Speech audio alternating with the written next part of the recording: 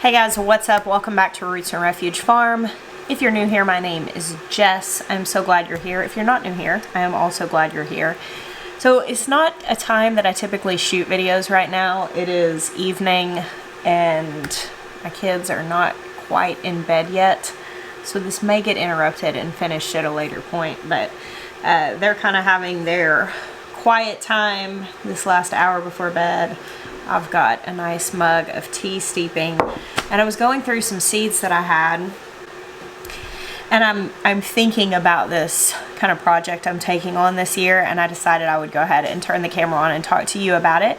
A few years ago, I had a friend that I had connected with through Instagram that told me about the dwarf tomato project, and at the time she sent me a handful of seeds that she'd gotten out of a seed swap that she was involved in.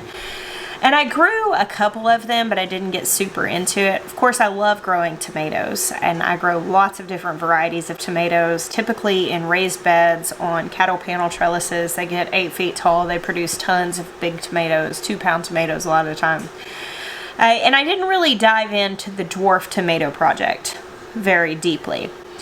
Well, this year, I use Greenstock Gardens, which are the stackable planters that come in a couple of different sizes. I really like them, and I really like how they make gardening possible for a lot of people. And I was kind of perusing the seed catalogs, as one does in the winter, and I came across a variety that I've even seen growing, but I haven't really put a lot of effort into growing, and that's Baker Creek has this orange hat tomato, which grows, I think, like less than a foot tall. Like it fits in a 6-inch pot. Years ago, I was at Baker Creek visiting their farm. They have like a little restaurant that you can go in and eat, and they always have little plants on the table. And then when you go tour the greenhouses, they have the plants that they grow to put on the restaurant tables. And when I was in the restaurant once, they had the little Micro-Dwarf tomatoes in a little pot. And I thought, that's really cool, but sort of just never explored it. But this year, as I was pondering how best to utilize the green stalks, because I'm always thinking about not necessarily what I need to do and what works best for me here on my farm and my family, but things that I can do to maybe inspire you on your apartment patio or in your neighborhood backyard or with your first gardening venture. And I thought, what about those little tomatoes, those tiny little tomatoes? And I remembered my friend Desiree sending me some seeds from the Dwarf Tomato Project.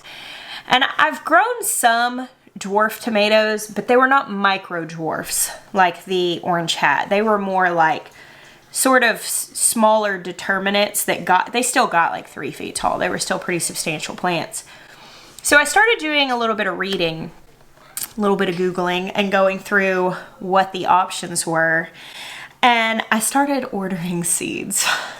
Yes, that can be somewhat dangerous. And I sort of got curious and started to plan a little bit of a project this year for my garden. I am very motivated to find ways to make growing accessible to other people. I love encouraging people to turn their waiting room into a classroom. And while I love to grow 50-foot rows of 8-foot tall tomato plants and harvest bushels of big old 2-pound tomatoes and make tomato sandwiches to my heart's content, I realize not everybody is there. And a lot of people are growing in containers and wanting to grow tomatoes or growing in shorter seasons. That's another big thing that people will find restriction in, that they don't have the 200+ day growing season that I have. And so I decided that this year my big project, experiment if you will, is going to be exploring dwarf tomatoes. All right, so let me give you a little bit of backup if you're lost here and you don't know what at all I'm talking about. There are indeterminate tomatoes, which is what is most commonly grown in the home garden. And an indeterminate tomato plant will grow indefinitely, essentially. Like if you're providing it nutrition, if it's protected from pest pressure, if it's not getting too hot, if it has support, an indeterminate tomato plant can get super, super tall. Like I said, mine very commonly get 8 to 9 feet tall. In fact, sometimes they get so tall that people just cut the tops off and let them bush out more because they can get really big. And as long as you're supporting them nutritionally and they have everything that they need, they'll keep setting more flowers and more fruit. Now, there are also determinate tomatoes, and what a determinate tomato plant is a plant that's only going to get a determined height. It's going to set a determined amount of blossoms and a determined amount of fruit. Determinate tomatoes can still get 5 or 6 feet tall. So don't think that just because something is determinate that it is a smaller plant automatically, because that's really not the case. When you go to like Home Depot or a big box store in the spring, and you'll sometimes see those planters where they have like a pot that already has some sort of support around it, and it'll be called like something patio tomato. That's typically going to be a determinate variety, maybe even a dwarf variety that doesn't get very big. So the Dwarf Tomato Project, which they have a website that I'm going to link below if you really want to dive into this on the information, because it is very fascinating. But a guy from North Carolina called Craig LaHoyer, I'm sorry if I'm mispronouncing that, basically made a comment on a tomato forum in the early 2000s, and it branched into this collective, cooperative project where lots of people decided to try to breed varieties by crossing determinate tomatoes with different heirlooms to try to create essentially more options for the container gardener.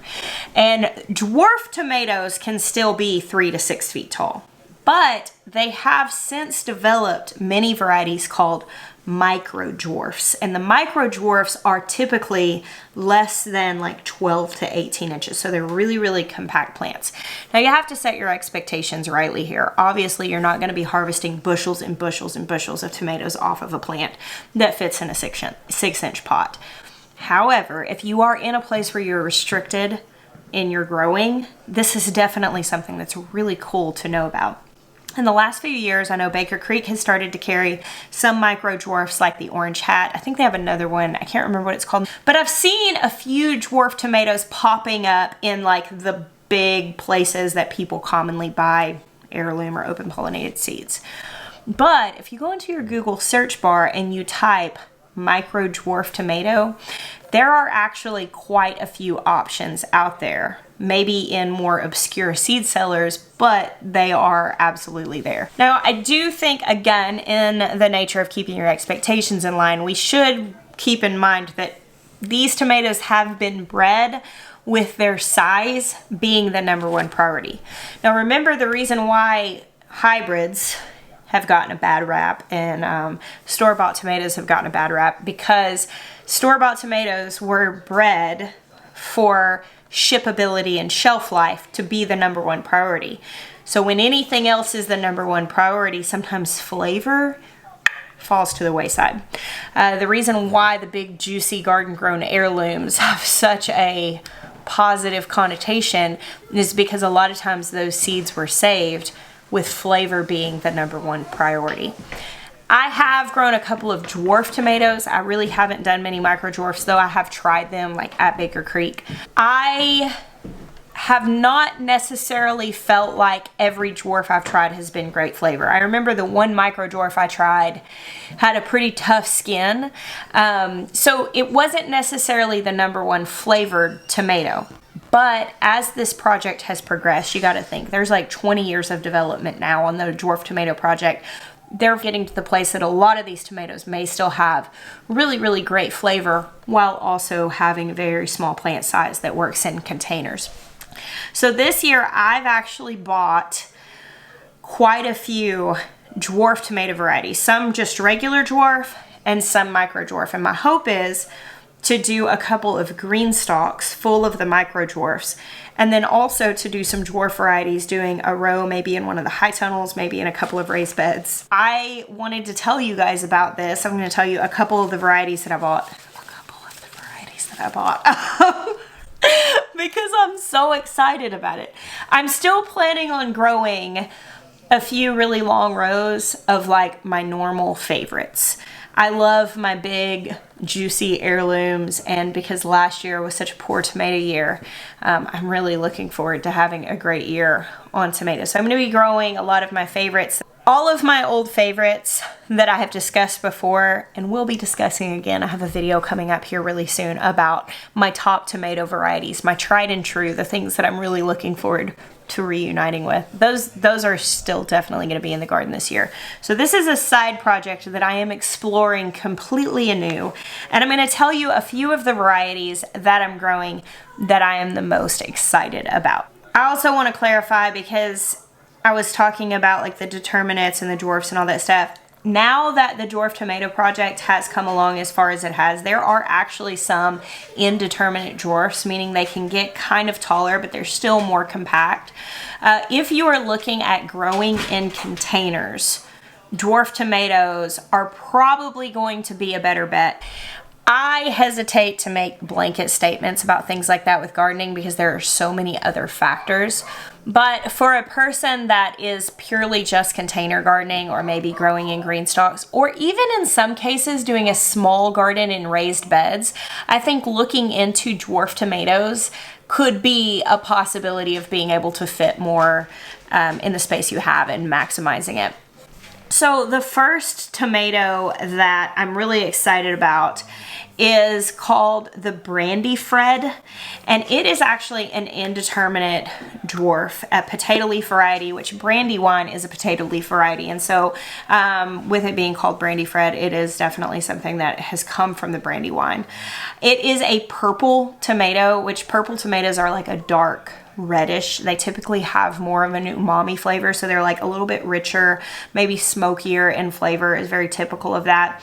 The reason I was so excited about this one is because it says great flavor, especially later in season when plants are under heat and water stress. Now, I'm always telling you guys to harvest your tomatoes in the middle of the hot afternoons because you're going to get the best flavor at that point. My favorite tomato I ever had was a Paul Robeson that I pulled off the vine at like 3 o'clock in the afternoon, sat down and ate right there in the garden and just had a moment over it. And I kind of thought that maybe this would be a similar thing. Micro-Dwarfs are often cherry tomatoes. I would say, I guess probably most of the ones that I have seen, now keep in mind I'm not super experienced here, this is my first year really diving into this, but most of the Micro-Dwarfs I have seen are like cherry or saladette size. They're smaller tomatoes, but dwarf varieties can be very good size. Like the Brandy Fred is supposed to get up to like 10 to 16 ounce fruit, so that's a really large, good sized tomato. Everybody kind of raved about the flavor of this one. They said it's really vigorous, it does really well in the heat.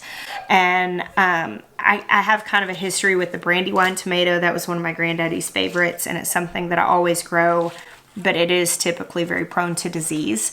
And so I thought the Brandy Fred would be a really neat one to try out. So that is one that I will probably grow in a raised bed with some sort of support, because even though it is small, it's still going to get to be a pretty good size. In the nature of that kind of tomato that is purplish and smoky, the next one that I'm excited about is called Tasmanian Chocolate Dwarf. It is also an indeterminate dwarf, so stated on the listing that I was reading about it. Whenever I'll just Google a variety and read multiple places the information that they have, sometimes you'll like stumble across posts and forums that people are talking about something. You can just Google a variety and find out tons of information about it, and a lot of times growing tips. But it said it was ideal for containers or space challenged gardeners. And I thought that was really cool. I love a purple tomato, and I thought this is something that says it has really good flavor, strong growth, and the fully mature plant tops off at about 4 to 4.5 feet. So that's one that I'm excited about. This one, I may throw a few in raised beds, but I'm probably going to try to grow some of these in containers, probably something around like 5-gallon buckets, to just see how they do. All right, so the next dwarf that I was looking forward to is called the Dwarf Pink Passion. This is also a plant that is supposed to be pretty high producing. It is one that gets a little bit on the larger side for a dwarf. You're still looking at like 4 to 5 feet, but it's more paced. It's like 4 to 8 ounces and heart-sized, heart-shaped and it's supposed to be a pretty good flavored one. So this is another one that I'm thinking that I might like to grow just for some variety and potentially seeing if this would be like a good canning variety maybe, because a lot of time heart-shaped tomatoes they're meatier and less seeds. I just thought it would be really cool to maybe find a variety that people could potentially grow maybe in like 5-gallon buckets and be able to can. So the Pink Passion is one that I put on my list to be able to explore. Next, I have a variety called Dwarf Beauty King. Now, I have grown the heirloom Beauty King, which is a full-size indeterminate plant that grows really large fruits that are kind of reddish oranges with yellow streaks, kind of spotty. From what I can tell, the dwarf is very similar fruit, but they're just a little smaller. So it says that obviously this was bred from the Beauty King, the big plant, and it is a medium-sized fruit. Looks very similar to the large Beauty King. This is a good-sized dwarf plant, so it's still gonna get like 5 feet tall or something like that. So it'll still need to be staked and all of that. I'll probably grow this in a raised bed. Interestingly, with dwarfs, now I always teach with indeterminates to prune down to a single or a double main lead, where you basically go all the way down to one main stem, or you can let it split and have 2. But with the dwarf, you're not really going to want to do that. So you would let it bush out more, give it a little bit more space. And you might have to prune it a little bit if you live in a high humidity place. I can't really tell you exactly how to do this because, like I said, it's an experiment for me. More than anything, it's really valuable if you are growing in containers, I think. Though plenty of people grow dwarfs or determinate varieties in beds as well. So the last one that I'm going to note, though I have several, these are the ones I'm most excited about, is this one called Uluru, I don't know, I'm probably saying it wrong, ochre tomato. Now, one of my favorite tomatoes is a variety called Thornburn's Terracotta, and it's like this deep orange terracotta looking tomato, and I'm thinking that maybe this one is going to be a dwarf variety that is very similar. It is originated as a cross between orange heirloom and Rosella purple. There's a lot of information that says that the fruits get from 6 to 12 ounces. It also states that it has a very delicious smoky flavor, which is the thing I love the most about the Thornburn's Terracotta. It's just really, really deep and rich flavored. And so if this could be grown in a plant that really thrives in a container, I think that would be really, really awesome. So those are the top regular dwarfs that I'm really excited about. Now I'm going to pull up the Micro-Dwarfs that I was looking at, which I cannot tell you that any of the Micro-Dwarfs that I purchased, which I don't have the seeds in yet, I just ordered them. Again, if you're looking for these seeds, I do not have like a specific place to send you. I'm ordering these all for the first time. So these are all from a place called Tomato Fest. I have not personally ordered from Tomato Fest prior to this, so I cannot personally attest for germination and all of that stuff. I can say the customer service has been really nice. They sent a free package of seeds. I don't know them at all, but so far I feel impressed with my experience, and I've heard really good things about them. Now, as far as the Micro-Dwarfs, you can go to the Dwarf Tomato Project's website, and they have different retailers. I went to a place called Heritage Seed Market. I ordered within the last week. I don't have my seeds yet, totally like normal, obviously, but I have zero experience. So I'm telling you that's where I ordered them, but please don't go order them, and then if you have a bad experience, get disgruntled and you're like, Jess from Roots Refuge told me to. I'm telling you that I did. I'm not telling you to. I don't feel confident enough to do that yet. But they were the place that I found that had the most Micro-Dwarfs in stock, because a lot of places that I found that had the seeds did not have them in stock. And I guess this place has seeds from multiple places. And I ordered several different kinds of Micro-Dwarfs, and I can tell you I don't feel massively like excited about any of those. I think I'm a little bit maybe not suspicious, maybe a little hesitant to get super excited about the flavor of a Micro-Dwarf, because my only experience was ever eating one single tomato off of one of those tiny plants, and the skin was really thick. Now that's not fair against all Micro-Dwarfs. I ordered several that stood out to me. One was called the Birdie Wan, which an heirloom tomato that I've experienced that I liked was called One Flame, and it was really good. And I'm assuming that this little birdie one was developed from that. One thing I noticed looking at all of these Micro-Dwarfs is that they're often touted to be very, very disease resistant, which is not surprising because they're essentially hybrids that have been crossbred a lot. And with hybridization, you typically get disease resistance. Think of like full-bred dogs that have been bred down generations that are maybe prone to hip issues or health issues, whereas mutts a lot of times don't have that, because with hybridization you get just kind of more diversity in a gene pool and therefore more resilience. And with open pollinated hybrids and with things like the dwarf tomato project, often these plants are probably going to be healthier than maybe some of the heirlooms that we have come to know and love, simply because pure breeding over many generations eliminates diversity in the gene pool. So I also ordered one called the Birdie Rouge, very similar. All of these are kind of cherry varieties. I ordered one called the Fat Frog, which was a little green one that I thought was really cool. I tried to get things that were maybe kind of diversified, so they weren't all just little red ones. I did get one called Pinocchio Orange. That's actually one I have seen people talk about before. And one called Red Robin, which is like a really small one. Now I got one called Tartufo, T-A-R-T-U-F-O. It's got purple shoulders. So we'll see how the flavor is, but it reminded me a lot of one of my most favorite cherry tomatoes of all time, which is Bradgate's blue boar berries.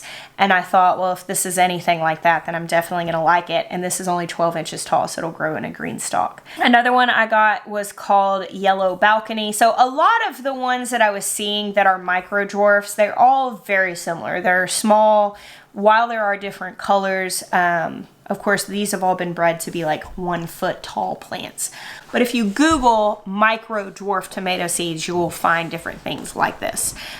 If you do decide to buy from like an obscure seed company, always do a search first and make sure it's legit. If you're buying seeds on eBay, read reviews. All eBay seed sellers are not bad. All Etsy seed sellers are not bad. There are some very legitimate enthusiasts selling seeds on eBay and Etsy, but read reviews first to make sure that you're not buying something that's from out of the country that's going to be some, you know, bogus seeds that aren't what you're looking for. So I can't give any sort of review about the different varieties that I ordered because this is going to be brand new try for me. And with some of the dwarf varieties, they had some ancestry in plants that I was familiar with, so I'm excited about those. When you're getting down to the Micro-Dwarf, these are kind of a thing unto themselves, and I don't know, we'll just see. But I'm imagining 2 green stalk towers that are just full of Micro-Dwarf tomato plants, and I really want to see what the yield could potentially be like off of that, as well as doing dwarf tomatoes in beds as well as in pots, just to see what's the potential here. Because I think a lot of people would love to grow more tomatoes but are maybe restricted on space. And if they had options to go grow really cool, unique, lovely, tasty tomatoes, maybe in 5-gallon buckets or something like that, I could just see it becoming accessible to a lot more people. So that's what I have been doing this evening. I was just getting excited, getting close, enjoying my tea, and thinking about my garden. And of course I had to turn on the camera to share it with you guys. So thank you guys for hanging out with me today. Just geek out over tomatoes. Do you know that when I started my YouTube channel, the very first garden tour I ever did, I took people through, I said, I won't bore you with the varieties, because I was so used to talking to people that just glazed over when I talked about tomato varieties. And you want to know what you said? You said, no, please tell me the varieties. And so I've been telling you since then. That's been almost, what, 6 years ago now? Something like that. We've been together for a minute talking about tomato varieties, and tonight is no exception. Thank you guys for hanging out with me today. I hope this helped, or at least was mildly entertaining. I bless you. Until next time.